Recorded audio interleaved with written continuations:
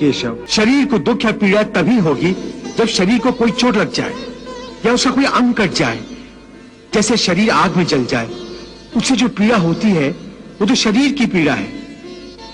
परंतु मान हानि होने से जो दुख होता है या मान होने से जो आनंद आता है, उसमें तो शरीर को कोई चोट नहीं पहुंचती। वो मान हानि का दुख, वो अपकीर्ति की पीड़ा तो आत्मा को ही होती है ना।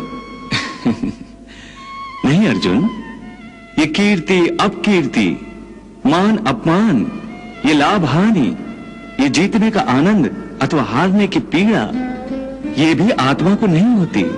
ये आत्मा का काम नहीं है, ये तो मन की शरारत है। मन की शरारत, इसका क्या अर्थ है केशव? पार्थ, प्राणी के शरीर का एक अदृश्य अंग है मन। ये याद रखो कि मन शरीर का हिस्सा है, उसका आत्मा से कोई संबंध नहीं। आत्मा यदि रथ में बैठा हुआ रथ का स्वामी है, तो मन शरीर रूपी रथ का सारथी है। ये मन ही इंद्रियों के घोड़ों को इधर उधर भटकाता है।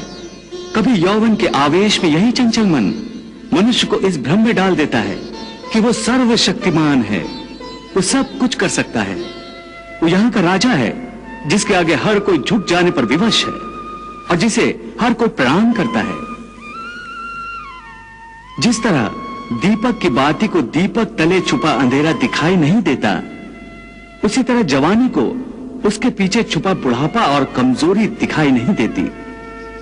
परंतु जब शरीर के दीपक में यौवन शक्ति का घी जल जल कर समाप्त होने लगता है और दीपक तले छुपा अंधेरा बढ़ने लगता है, तो मनुष्य घबराकर चिल्लाने लगता है, मैं बीमार हूं। ये रोने का नाटक भी मन ही करता है।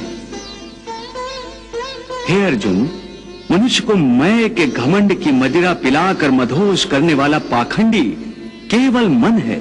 उसके हाथों में मोह माया का जाल है, जिसे वो मनुष्य की कामनाओं पर डालता रहता है और उसे अपने वश में करता रहता है। ये मन शरीर से भी मोह करता है, अपनी खुशियों से भी मोह करता है और अपने दुखों से भी। खुशियों में खुशियों से भरे गीत गाता है, तो दुख में दुख भरे गीत गुनगुनाता है। अपने दुख में दूसरों को शामिल करके उसे खुशी होती है। किसी भी प्राणी को उसका मन जीवन के अंत तक अपने जाल से निकलने नहीं देता। रस्सी में बांधकर उसे तरह तरह के नाच नचवाता रहता है। वो जीव को इतनी फुर्सत भी नहीं देता कि वो अपने अंतर में झांक कर अपनी आत्मा को पहचाने और आत्मा के अंदर जिस परमात्मा का प्रकाश है, उस परमात्मा का साक्षात्कार करे।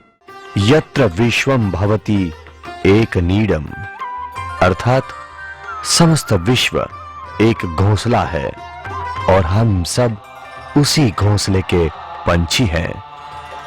एक कैसा विलक्षण जीवन मंत्र, कैसी विशाल भावना, जिसमें विश्व की कई समस्याओं का समाधान है।